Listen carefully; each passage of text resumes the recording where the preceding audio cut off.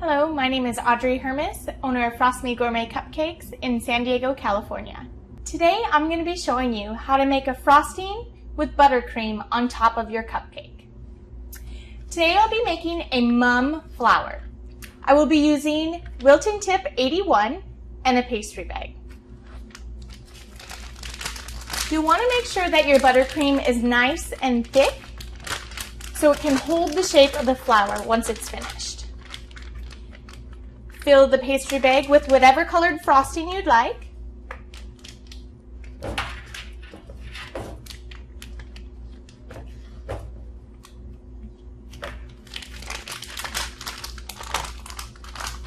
Make sure to cinch the top and twist it off so pressure is on the buttercream frosting. You'll want to make sure when frosting your cupcake, it's you right side up facing the center of the cupcake.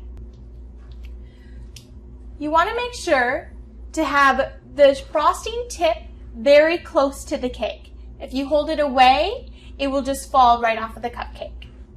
You're going to be starting on the outer edge of the cupcake. So you put pressure on, and as you pull away, you pull off. Pressure on and off. You'll do this all the way around your cupcake. Pressure on and off. You'll do this all the way around your cupcake. Once you have done the first layer on the outside, you'll want to go a little ways in to create the second layer. You'll use the same pressing and pulling motion as you did on the outside.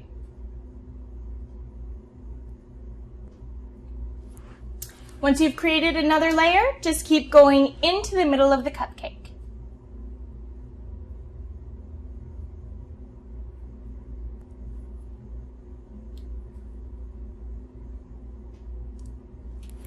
I like to top my mums with a little bit of sprinkles to add some color.